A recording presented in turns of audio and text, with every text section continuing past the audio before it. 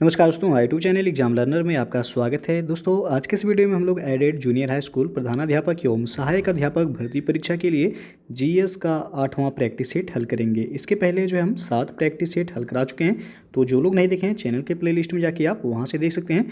और वीडियो को आप लोग लाइक शेयर कर दीजिएगा। चैनल पर पहली बार आए हैं तो चैनल को सब्सक्राइब कर लीजिएगा, साथ में बेल आइकन को प्रेस कर लीजिएगा, जिससे आने वाले अगले वीडियो का नोटिफिकेशन आपको पहले मिलता रहे।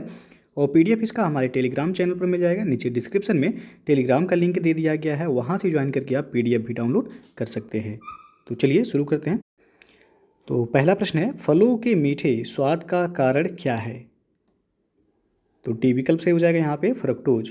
फ्रक्टोज को फल शर्करा भी कहा जाता है, और यह शर्करा जो है मुख्यतः फलों में ही पाई जाती है, और फ्रक्टोज एक मोनोसैकेराइड है। दूसरा क्वेश्चन, आयोडीन की कमी से होता है? तो आप सबको पता होगा घेघा रोग होता है आयोडीन की कमी से, सी विकल्प से हो जाएगा। ये थायराइड हार्मोन के उत्पादन के लिए आयोडीन नामक तत्व जो है आवश्यक होता है, और शरीर में आयोडीन की कमी से थायराइड ग्रंथि में वृद्धि हो जाती है, और आयोडीन की कमी से घेघा रोग होता है। तीसरा क्वेश्चन है, निम्नलिखित में से कौन सा कार्बनिक अम्ल अंगूर, इमली तथा केला में प्रचुर मात्रा में विद्यमान रहता है? तो है टार्टेरिक अम्ल। डी विकल्प यहाँ पे सही हो जाएगा। अंगूर, इमली तथा केला में प्रचुर मात्रा में टार्टेरिक अम्ल पाया जाता है, और यह अम्लता नियामक और खाद्य पदार्थों में एंटीऑक्सीडेंट के रूप में उपयोग किया जाता है। चौथा प्रश्न है आपका, निम्नलिखित में से कौन सा आनुवांशिक रोग नहीं है? तो इसमें रतौंधी जो है ये आनुवांशिक रोग नहीं है। रंजकहीनता हो गया, एक आनुवांशिक रोग है जिसमें त्वचा, बालों तथा आंखों में मेलानिन नामक रंजक या आंशिक या जो है पूर्ण रूप से अनुपस्थित होता है। अधिरक्तस्राव, ये जो कि हीमोफीलिया जिसे कहा जाता है, एक आनुवांशिक लिंग संलग्न रोग है।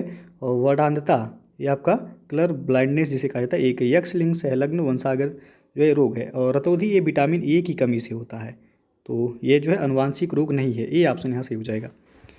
पांचवा क्वेश्चन है, निम्नलिखित में से कौन सा युग्म सही सुमेलित नहीं है? तो यहाँ आप देख सकते हैं सी ऑप्शन में विटामिन डी दिया गया बंधिता रोधी कारक, ये आपका बिल्कुल गलत है। विटामिन डी का जो है रासायनिक नाम होता है कैल्सीफेरॉल होता है, और ये आपका जो है सुमेलित नहीं है यहाँ पे। बाकी विटामिन B12 जो है प्रति रक्तता कारक सुमेलित है, और विटामिन सी ये आपका प्रतिस्कर्वी कारक है। विटामिन के जो है प्रति रक्तस्रावी कारक है। तो रक्त जो है शरीर में रक्त के थक्का जमने के लिए कौन सा विटामिन उत्तरदायी होता है? तो विटामिन के उत्तरदायी होता है। ये प्रश्न भी पूछा जाता है, तो यहाँ सी ऑप्शन जो है आपका सुमेलित नहीं है।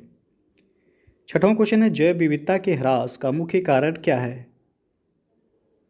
तो यह प्राकृतिक आवासीय विनाश, डी विकल्प से हो जाएगा यहाँ पे। प्राकृतिक संसाधनों के दोहन और औद्योगिक उत्पादन एवं नगरीकरण को बढ़ावा देने के उद्देश्य से प्राकृतिक वास का विनाश किया जा रहा है, जो कि जैव विविधता के ह्रास के लिए सर्वाधिक महत्वपूर्ण कारक है। सातवां क्वेश्चन है, जिस रूप में पौधे नाइट्रोजन प्राप्त करते हैं वह है? महत्वपूर्ण प्रश्न है, हमेशा पूछा जाता है। तो नाइट्रेट के रूप में, बी ऑप्शन यहाँ पे सही हो जाएगा। नाइट्रेट जो है ये नाइट्रोजन तथा ऑक्सीजन के संयोग से बने हुए यौगिक होते हैं।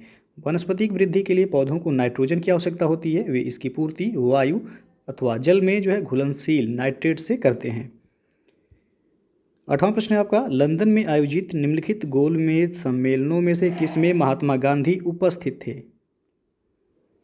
तो द्वितीय गोलमेज सम्मेलन जो कि 7 सितंबर 1931 से लेकर के ये आपका दिसंबर 1931 के मध्य जो है द्वितीय गोलमेज सम्मेलन लंदन में आयोजित हुआ, और इस सम्मेलन में ही महात्मा गांधी ने कांग्रेस का प्रतिनिधित्व किया था। तो दूसरा गोलमेज सम्मेलन याद रखिएगा, कुल 3 गोलमेज सम्मेलन हुए थे। 1930 में पहला, उसका 1931 में दूसरा, और तीसरा जो है 1932 में।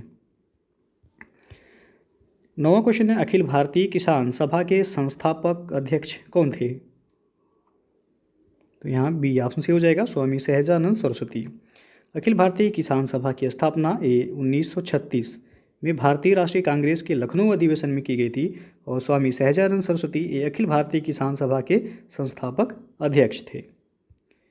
10वां प्रश्न है, निम्नलिखित में से किसे भारत में स्थानीय स्वायत्त शासन का जनक माना जाता है? तो यह है लॉर्ड रिपन। महत्वपूर्ण प्रश्न है, कई बार यूपीपीएससी के एग्जाम में ये पूछा गया है। लॉर्ड रिपन के कार्यकाल में जो है प्रस्तुत स्थानीय स्वशासन प्रस्ताव, ये आपका 1882 ईस्वी से भारत में आधुनिक स्थानीय स्वशासन का प्रारंभ माना जाता है और लॉर्ड रिपन को ही स्थानीय स्वशासन का पिता या जनक कहा जाता है। दोस्तों, यदि आप यूपी के किसी भी एग्जाम की तैयारी करना चाहते हैं, चाहे यूपीपीएससी हो या फिर यूपी ट्रिपल एससी, तो आप अनअकैडमी लर्निंग प्लेटफॉर्म से जुड़ के आप अपनी तैयारी को जो है बेहतर तरीके से कर सकते हैं। आपको बता दें कि अनअकैडमी पर जो है स्कॉलरशिप टेस्ट सीरीज जो है कराया जाएगा। ये आपका बिल्कुल फ्री ऑफ कॉस्ट है। यूपीपीएससी प्रीलिम्स के लिए है, जो कि प्रत्येक संडे को जो है दोपहर 1 बजे ये टेस्ट कराया जाता है और इसका एनालिसिस जो है शाम को 7 बजे कराया जाता है। तो इस टेस्ट से आप लोग जो है ज़रूर जुड़िएगा। उसके बाद जो है अनअकैडमी प्लस का यदि आप सब्सक्रिप्शन लेते हैं तो आपको जो है ये सभी फीचर्स प्रोवाइड कराए जाएंगे। उसके बाद जो है आपका जो बैच कोर्स है अनअकैडमी पे, देख सकते हैं यहाँ पे कि लक्ष्य यूपीपीएससी अपर सबऑर्डिनेट फाउंडेशन बैच कोर्स 2022 ये आपका शुरू हो रहा है 30 मार्च से। तो जो लोग इस बैच से जुड़ना चाहते हैं आप जुड़ सकते हैं। इसमें आपको यूपीपीएससी के टॉप एजुकेटर्स के द्वारा पूरे सिलेबस को जो है कंप्लीट कराया जाएगा, जिससे आप एग्ज़ाम को जो है आसानी से क्रैक कर सकते हैं। और यदि आप सब्सक्रिप्शन लेते हैं अनअकैडमी पे तो आप हमारा रेफरल कोड यूज जरूर कीजिएगा एग्जाम लर्नर, जिससे आपको जो है तत्काल 10% का जो है डिस्काउंट मिल जाएगा। EXAMLEARNER। तो 1 मंथ का सब्सक्रिप्शन लेते हैं आप तो आपको जो 1260 रुपये पड़ेंगे। 3 मंथ का 3150, उसके बाद 6 मंथ का 5040, उसके बाद जो है 1 साल का सब्सक्रिप्शन लेते हैं तो आप 6300, 2 साल का सब्सक्रिप्शन के लिए 7560 रुपये आपको पे करना है। तो सब्सक्रिप्शन लेने के लिए आप हमारा रेफरल कोड यूज जरूर कीजिएगा एग्जाम लर्नर, जिससे आपको जो है तत्काल 10% का डिस्काउंट दिया जाएगा। तो आप अनअकैडमी से जो जुड़ के अपनी तैयारी को बेहतर तरीके से कर सकते हैं और आप आसानी से एग्जाम को जो है क्रैक कर सकते हैं। 11वां क्वेश्चन है कि निम्नलिखित में से कौन सही सुमेलित नहीं है। 4 विकल्प दिया गया है, इसमें आपको बताना है कौन सा सही सुमेलित नहीं है। तो आप देख सकते हैं मोतीलाल नेहरू रिपोर्ट। तो नेहरू रिपोर्ट कौन प्रस्तुत किया था, तो मोतीलाल नेहरू सही है। M.K. गांधी चंपारण आंदोलन से संबंधित है, महात्मा गांधी, ये भी सही है। S.C. बोस यानी कि सुभाष चंद्र बोस, इन्होंने फॉरवर्ड ब्लॉक की स्थापना की थी 1939 में, ये भी सही है। डी ऑप्शन आपका यहाँ सुमेलित नहीं है। दिया गया है M.A. जिन्ना खिलाफत आंदोलन। तो खिलाफत आंदोलन जो है शुरू करने का श्रेय अली बंधुओं को जाता है, मोहम्मद अली और जो है शौकत अली। और M.A. जिन्ना जो है एक खिलाफत आंदोलन में महात्मा गांधी की भागीदारी को इन्होंने जो है उपेक्षा की और इस आंदोलन से M.A. जिन्ना जो है दूर रहे थे। तो डी ऑप्शन जो है आपका सुमेलित नहीं है यहाँ। 12वां प्रश्न है आपका, भारतीय राष्ट्रीय कांग्रेस के पहले अध्यक्ष कौन थे। तो आप सबको पता होगा व्योमेश चंद्र बनर्जी यानी कि WC बनर्जी इन्हें कहा जाता है। भारतीय राष्ट्रीय कांग्रेस के पहले अध्यक्ष जो थे वो WC बनर्जी यानी कि इनका पूरा नाम था व्योमेश चंद्र बनर्जी। और भारतीय राष्ट्रीय कांग्रेस का पहला अधिवेशन जो हुआ था 1885 ईस्वी में बम्बई में हुआ था और गोकुलदास तेजपाल संस्कृत महाविद्यालय में इसका आयोजन किया गया था। और भारतीय राष्ट्रीय कांग्रेस की स्थापना भी जो है 1885 में ही हुई थी। अगला क्वेश्चन है, निम्नलिखित नदियों में से किसको दक्षिण की गंगा कहा जाता है। तो यह है कावेरी, ये विकल्प से हो जाएगा यहाँ पे। कावेरी नदी को दक्षिण की गंगा के नाम से जाना जाता है। कावेरी जो है पश्चिम घाट पर्वत श्रृंखला के ब्रह्मगिरी नामक स्थान से ये निकलती है। गोदावरी को बूढ़ी गंगा के नाम से जाना जाता है, याद रखिएगा। बूढ़ी गंगा के नाम से यदि पूछा जाए तो गोदावरी होगा और दक्षिण की गंगा के नाम से जो है कावेरी को जाना जाता है। 14वां प्रश्न है, भारत में आधे से अधिक सोयाबीन का उत्पादन प्राप्त होता है। तो यह मध्य प्रदेश से प्राप्त होता है, ए विकल्प से हो जाएगा। भारत में मध्य प्रदेश में आधे से अधिक सोयाबीन का उत्पादन होता है। और इसके बाद जो है दूसरे नंबर पर महाराष्ट्र है और तीसरे पर जो है राजस्थान है। 15वां क्वेश्चन है, श्वेत क्रांति संबंधित है किससे। सबको पता होगा दुग्ध उत्पादन से संबंधित है श्वेत क्रांति। अंडा उत्पादन से रजत क्रांति संबंधित है। और गेहूं उत्पादन यानी कि खाद्यान्न उत्पादन में आ जाएगा हरित क्रांति के अंतर्गत। मछली उत्पादन ये आपका जो है नीली क्रांति, मत्स्य उत्पादन जो है नीली क्रांति से संबंधित है। 16वां क्वेश्चन है, निम्नलिखित में से कौन सी बायोडीजल की फसल है। तो यह है जेट्रोफा, सी ऑप्शन से हो जाएगा। जेट्रोफा ये बायोडीजल की फसल है। जेट्रोफा जो है पुष्पीय पादपों की प्रजाति का पौधा है जो कि सूखे तथा विनाशकारी कीटों के प्रति ये प्रतिरोधक है। यह ऐसे बीज उत्पन्न करता है जिसमें करीब 27 से लेकर 40% तक तेल होता है। और जेट्रोफा के तेल को जो है डीजल इंजन में प्रयोग हेतु बायोडीजल में परिवर्तित कर दिया जाता है। 17वां क्वेश्चन है, चिपको आंदोलन संबंधित है किससे। तो यह पौधों के संरक्षण से संबंधित है, ये ऑप्शन से हो जाएगा। चिपको आंदोलन ये पेड़ों की कटाई को रोकने के लिए किया गया एक महत्वपूर्ण आंदोलन था। ये आपका 70 के दशक में यही आंदोलन जो है पादप संरक्षण का मिसाल जो है बन गया था। चिपको आंदोलन के प्रणेता जो थे सुंदर लाल बहुगुणा। और अगला क्वेश्चन आपका वन्यजीव सुरक्षा अधिनियम पारित किया गया था किस वर्ष में?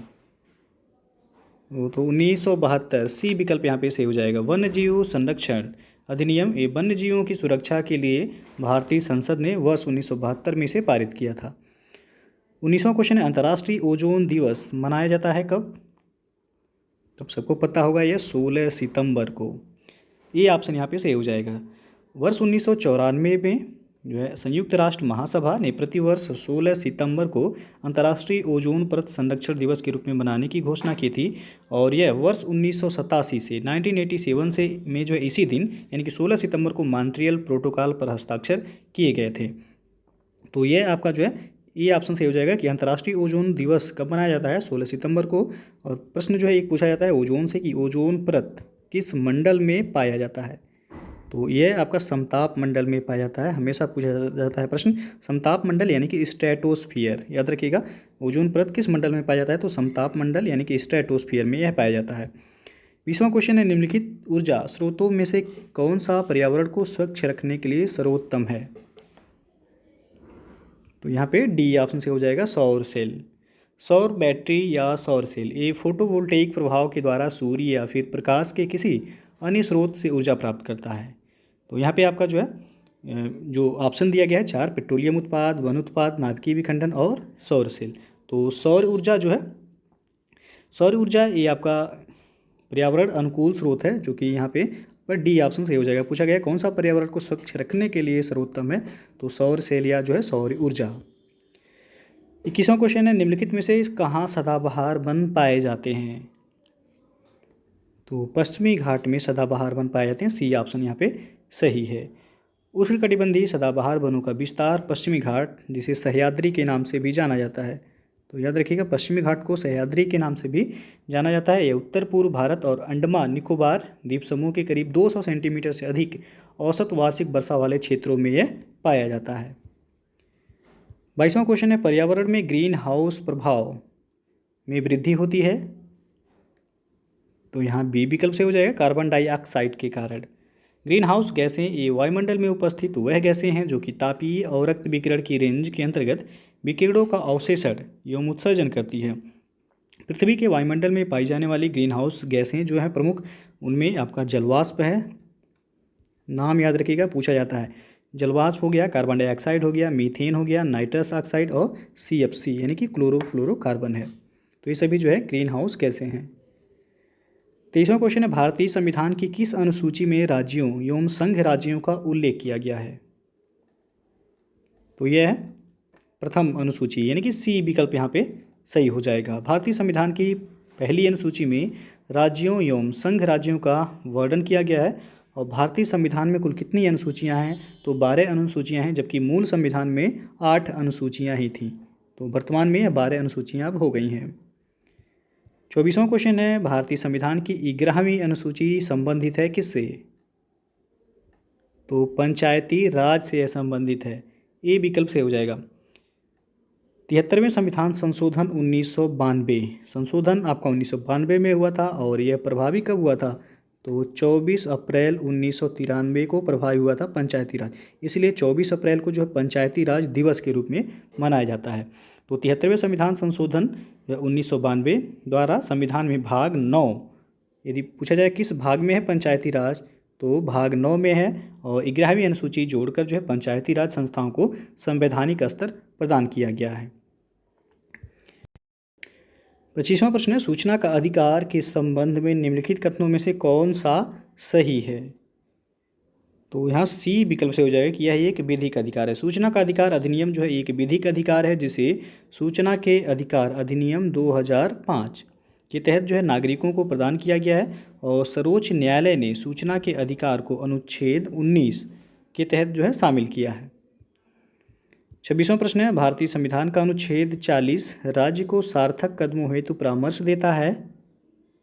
तो ग्राम पंचायतों के संगठन के संबंध में। बी ऑप्शन से हो जाएगा। भारतीय संविधान का अनुच्छेद 40 ये राज्य सरकार को पंचायतों के संगठन तथा उसे अधिकार प्रदान करने से यह संबंधित है।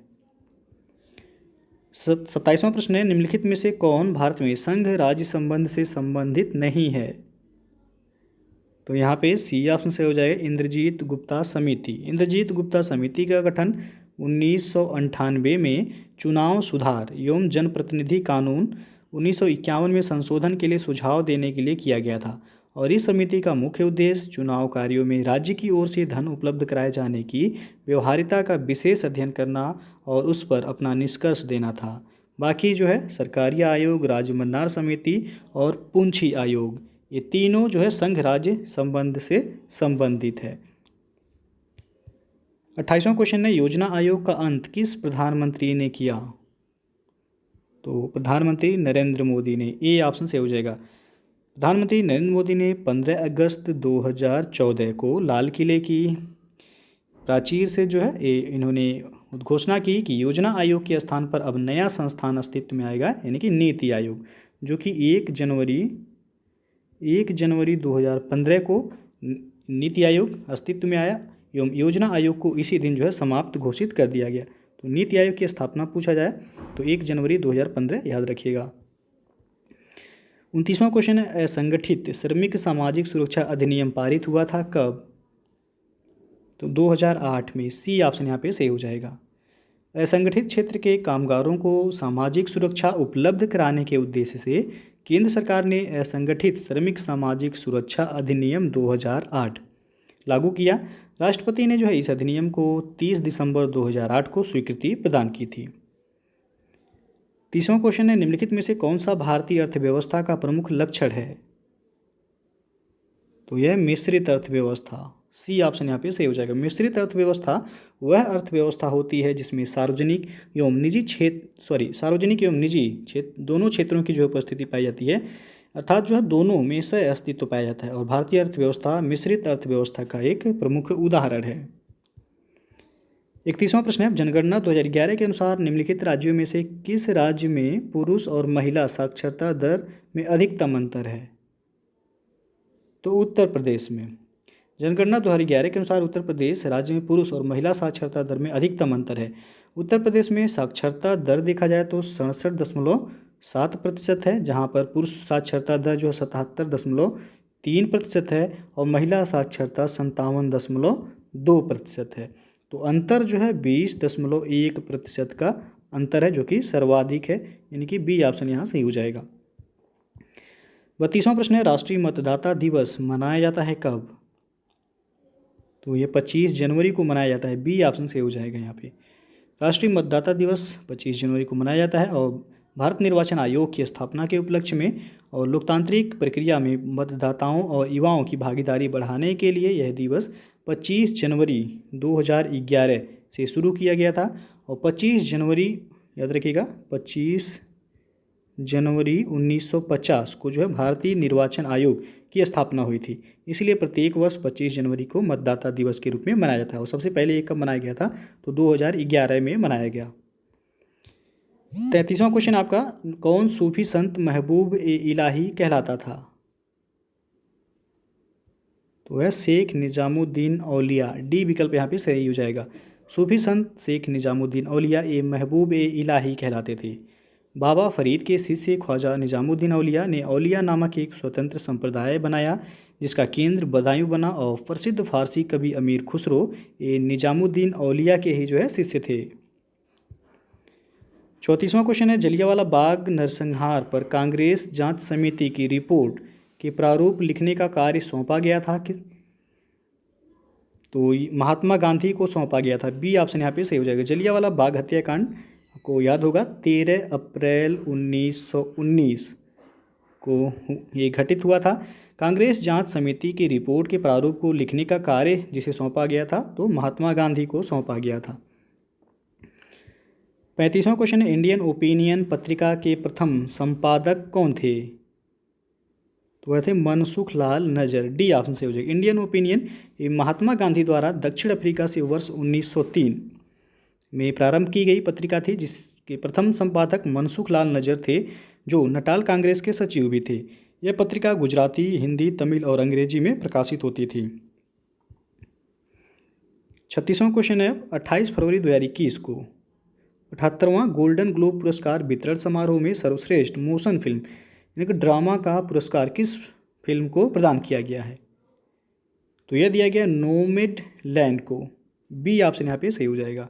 28 फरवरी 2021 को 78वां गोल्डन ग्लोब पुरस्कार ये वितरण समारोह का आयोजन वेवेरली हिल्टन लॉस एंजलिस कैलिफोर्निया में किया गया। इसमें जो है सर्वश्रेष्ठ मोशन फिल्म यानी कि ड्रामा का पुरस्कार जिस फिल्म को दिया गया नोमैड लैंड को दिया गया। और मोशन फिल्म ड्रामा में सर्वश्रेष्ठ प्रदर्शन करने वाले अभिनेता जो हैं वो है जैडविक बोसमैन हैं, अभिनेत्री जो है एंड्रा डे हैं। तो फिल्म का नाम याद रखिएगा आप, नोमैड लैंड। 37वां क्वेश्चन है हाल ही में सतत विकास लक्ष्यों यानी कि SDGs पर चौथा दक्षिण एशिया फोरम 2020 वीडियो कॉन्फ्रेंस के माध्यम से कब संपन्न हुआ? तो ये 2 से 3 दिसंबर 2020 को संपन्न हुआ है। 38वां प्रश्न है 15 दिसंबर 2020 को संयुक्त राष्ट्र विकास कार्यक्रम यानी कि UNDP United Nation Development Programme द्वारा जारी मानव विकास सूचकांक 2020 में भारत को कौन सा स्थान प्राप्त हुआ है? महत्वपूर्ण प्रश्न है, पूछा जा सकता है। तो भारत को इसमें 131वां स्थान प्राप्त हुआ है। सी ऑप्शन से हो जाएगा। 15 दिसंबर 2020 को संयुक्त राष्ट्र विकास कार्यक्रम यानी कि UNDP द्वारा मानव विकास सूचकांक 2020 ये जारी किया गया। इसमें कुल 189 देश को शामिल किया गया और इसमें शीर्ष देश जो रहा है, शीर्ष स्थान पर जो देश रहा है वह नॉर्वे रहा है। भारत को इसमें 131वां स्थान प्राप्त हुआ है। 39वां क्वेश्चन है 29 जनवरी 2021 को केंद्रीय वित्त एवं कारपोरेट कार्य मंत्री निर्मला सीतारमण ने संसद में आर्थिक समीक्षा 2020-21 पेश किया। इसके अनुसार वित्त वर्ष 2021-22 में भारत की वास्तविक GDP की विकास दर कितने प्रतिशत रहेगी? तो यह रहेगा 11%। ये ऑप्शन जो है सही हो जाएगा यहाँ पे। 40वां प्रश्न है 9 फरवरी 2021 को भारत ने किस देश में लालंदर यानी कि सहतूत बांध के निर्माण के लिए एक समझौता ज्ञापन पर हस्ताक्षर किए हैं?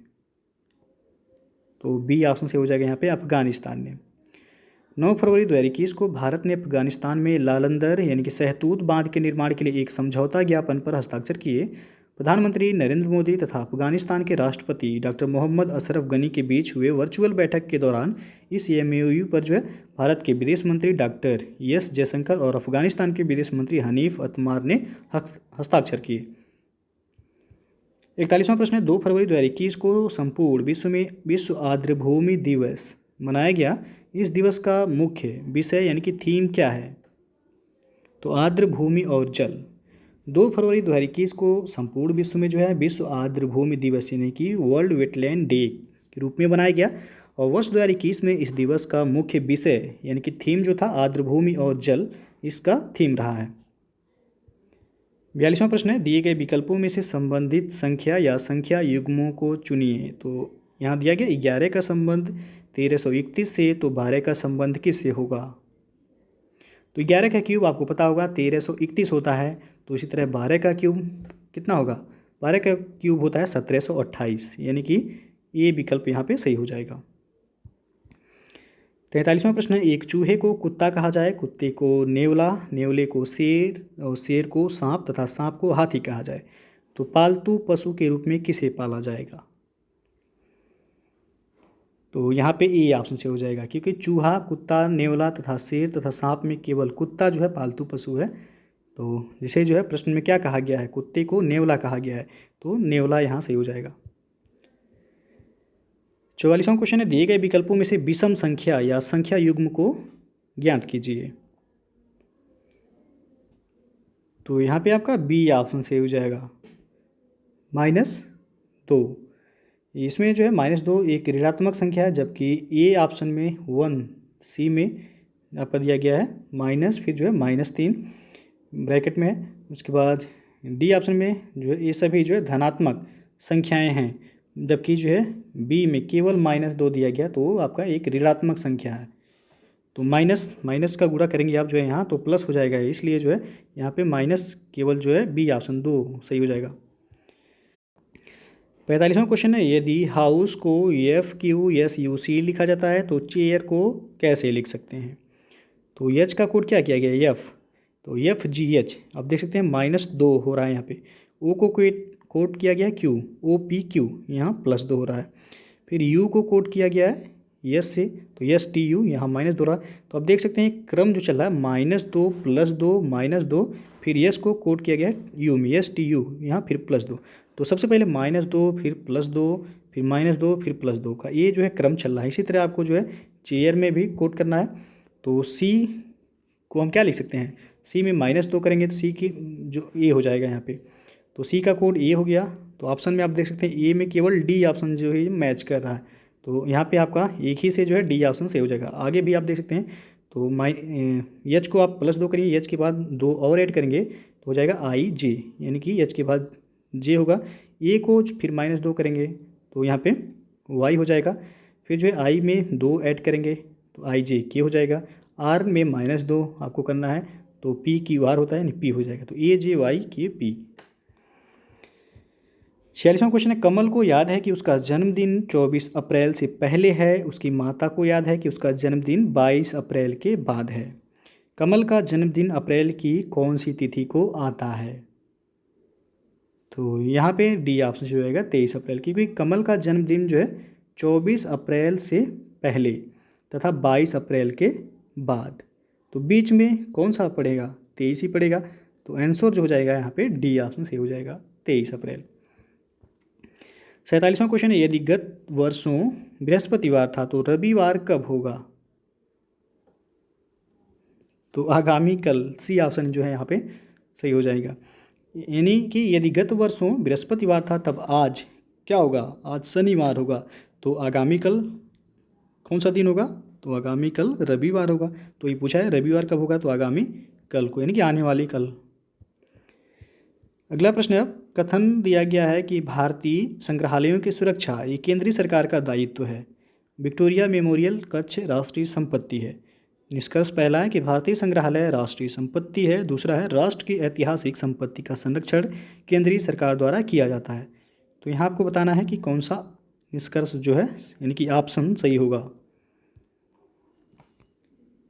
तो यहाँ जो है आपका केवल निष्कर्ष 2 जो है सही होगा। तो बी ऑप्शन यहाँ पे सही हो जाएगा कि केवल निष्कर्ष 2 निकलता है। भारतीय संग्रहालय एक ऐतिहासिक संपत्ति है, इसलिए जो है इसका संरक्षण केंद्रीय सरकार द्वारा किया जाता है। तो केवल निष्कर्ष 2 जो है यहाँ पे आपका सही है।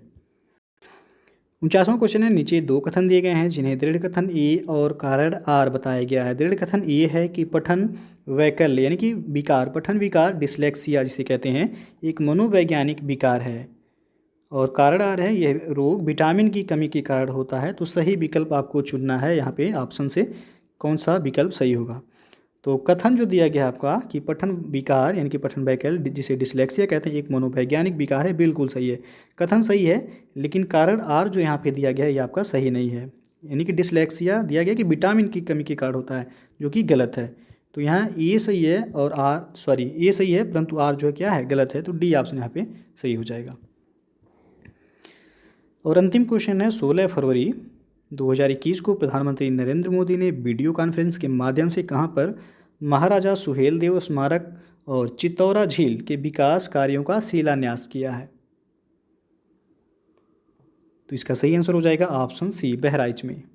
16 फरवरी 2021 को प्रधानमंत्री नरेंद्र मोदी ने वीडियो कॉन्फ्रेंसिंग के माध्यम से बहराइच में महाराजा सुहेलदेव स्मारक और चित्तौरा झील महत्वपूर्ण है, याद रखिएगा, पूछा जा सकता है कि ये किस राज्य में है। तो राज्य आपका उत्तर प्रदेश, और उत्तर प्रदेश के किस जिले में है?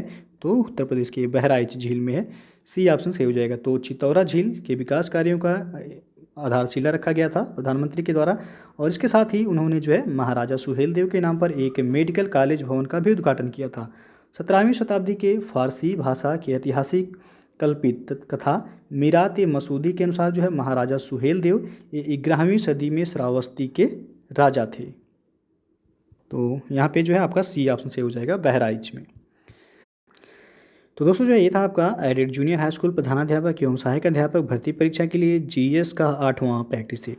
इसके पहले जो है 7 प्रैक्टिस सेट वो हल कराए जा चुके हैं। जो लोग नहीं देखे हैं आप हमारे चैनल के प्ले लिस्ट में जाके आप वहाँ से देख सकते हैं।